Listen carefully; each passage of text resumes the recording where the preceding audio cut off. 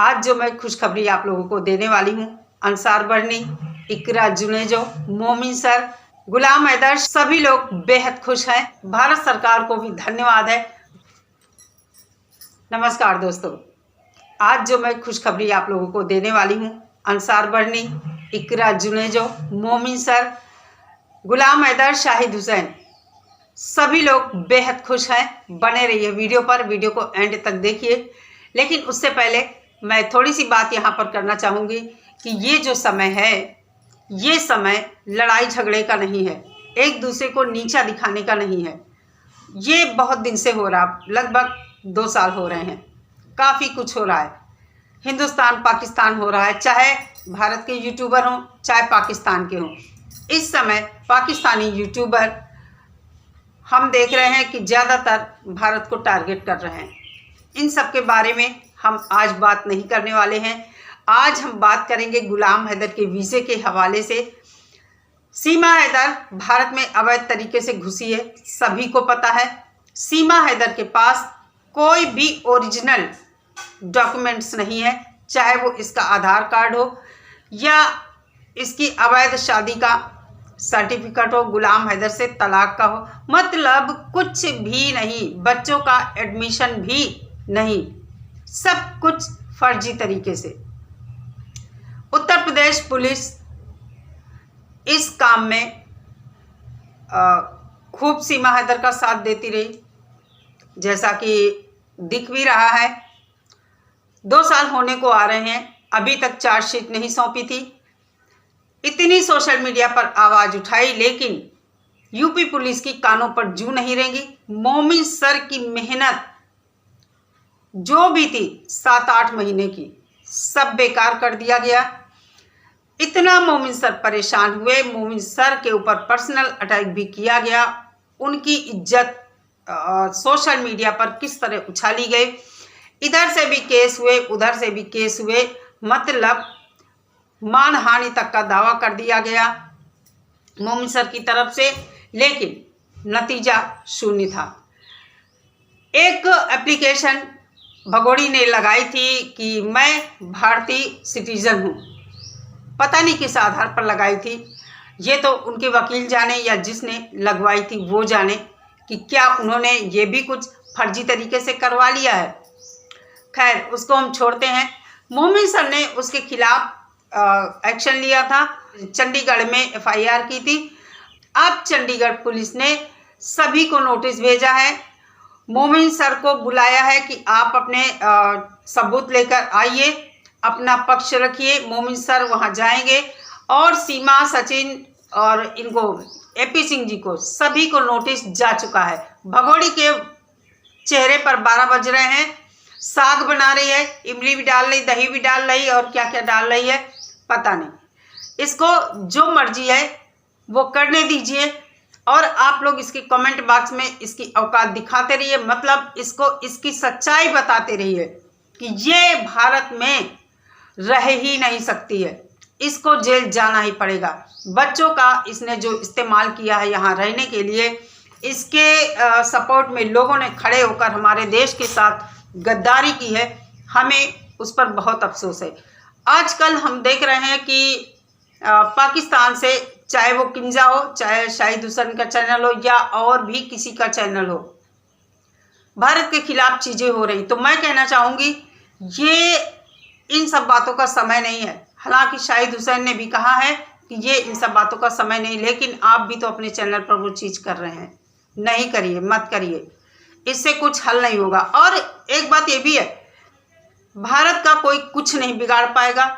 मैं फिर भी कहती हूँ, आप लोग हम लोगों से सीख लीजिए कि हम लोग आपके देश का निवासी गुलाम हैदर जो है उसके साथ किस तरह खड़े हैं कि अपने ही देश के भाइयों से हम लोग जलील होते हैं। तो आज आप लोगों के लिए खुशखबरी का दिन है। मोमिन सर बहुत खुश हैं, फिर भी मैं कहती हूँ मेरी इस बात को बिल्कुल भी मत मानिए। हो सकता है 2-4 दिन में मोमिन सर आकर खुद ही बताएं, क्योंकि उनका ही बयान ऑफिशियल बयान है और भरोसे लायक है। लेकिन ये खबर पक्की है अगर हम शाहिद हुसैन की बात माने।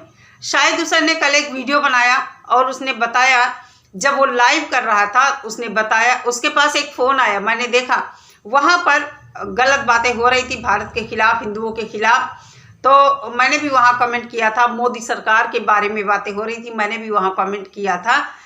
तो उसी लाइव के बीच फ़ोन आता है किसी का, मोमिन सर का शायद फ़ोन था। मोमिन सर बेहद खुश हैं और अंसार बर्नी जी का भी शाहिद के पास फ़ोन आया और इकरा जुनेजो से भी बात हुई, गुलाम हैदर से भी बात हुई कि गुलाम हैदर के वीज़े में बहुत थोड़ी सी जो कमी रह गई थी जिसकी वजह से वीज़ा रुका था, वो कमी भी क्लियर हो गई। मोमिन सर बहुत जल्द वो जो डॉक्यूमेंट्स हैं पाकिस्तान भेजने वाले हैं।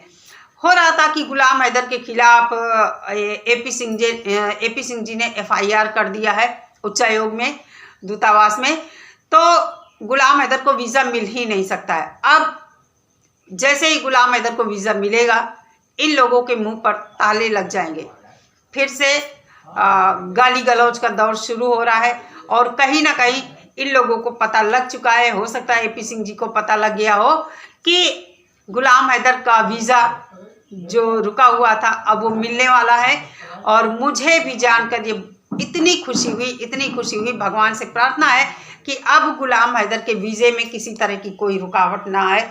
एक मजबूर बाप, बेशक वो हमारे दुश्मन देश का निवासी है, बेशक वो एक मुस्लिम है, क्या हुआ, इससे क्या फ़र्क पड़ता है, एक इंसान तो है वो, उसके साथ धोखा हुआ है, उसके अपनों ने धोखा किया है, इसलिए हम सब आवाज़ उठा रहे हैं। बच्चों का फ्यूचर बर्बाद हो रहा है। सबसे बड़ी बात जो है, जो लोग कहते हैं गुलाम हैदर आतंकवादी है, पाकिस्तानी है, मैं कहती हूँ सीमा भी तो पाकिस्तानी है। सीमा की वजह से, अगर तुम कहते हो गुलाम हैदर आतंकवादी है, सीमा के 4 बच्चे आतंकवादी के रूप में हमारे देश में घुसे हैं, दिन पर दिन वो बड़े हो रहे हैं और ना पढ़ रहे हैं ना लिख रहे हैं। तो कल को, मतलब ये पढ़ना लिखना नहीं है, जिस तरह वो स्कूल जाते परमिशन लेकर पढ़ाई हो रही, इस तरह जो बच्चे पढ़ते उनके ऊपर टीचर विशेष ध्यान नहीं देते, क्योंकि फीस भले उनकी जाए लेकिन उनकी पढ़ाई का कोई भी वैल्यू नहीं है, कोई मायने नहीं है। तो कहने का मतलब ये है कि अभी कुछ दिन पहले ये हो रहा था कि अब इस केस में कोई दम नहीं है। हालांकि मोमिन सर लगातार कह रहे थे कि केस एंड की तरफ है, गुलाम हैदर के आने की देरी है। वो बार बार कह रहे हैं। मोमिन सर को इतना ज़्यादा इस केस में डिफेम किया गया, इतना ज़्यादा उन्हें जलील किया गया, शायद कोई और वकील होता वो थक हार कर बैठ जाता, लेकिन मोमिन सर पहाड़ की तरह डटे रहे, खड़े रहे और इन मुश्किलों का सामना करते रहे। उनके सामने बहुत सारी कठिनाइयाँ आईं। हम मोमिन सर का दिल से धन्यवाद करते हैं कि एक मजबूर पिता को इंसाफ दिलाने के लिए उन्होंने अपना मान सम्मान स्वाभिमान खोया है इस केस में, लेकिन वो पीछे नहीं हटे। बहुत कोशिश की लोगों ने उनको नीचा दिखाने की, गिराने की, यहाँ तक कि उनको ये भी बोल दिया गया कि आतंकवादियों से उनको पैसा आता है, फंडिंग आती है। अरे क्या क्या नहीं कहा गया, सब कुछ आप लोगों ने सुना है। फिलहाल हम आश्वस्त हैं। भारत सरकार को भी धन्यवाद है, वीज़ा का रास्ता साफ हो गया है। तो बहुत जल्द भारत सरकार से भी मेरी रिक्वेस्ट है, गुलाम हैदर को भारत बुलाया जाए और इस केस को स्टार्ट किया जाए। गलत को सज़ा मिलनी चाहिए, क्योंकि हमारे देश के कानून का उल्लंघन हुआ है। इस तरह अगर इस सीमा हैदर के साथ नरमी बढ़ती जाती है तो बहुत सारे लोग पहले से ही घुसे हैं, लाखों, कई लाख, 4-5 लाख लोग घुसे हैं हमारे देश में।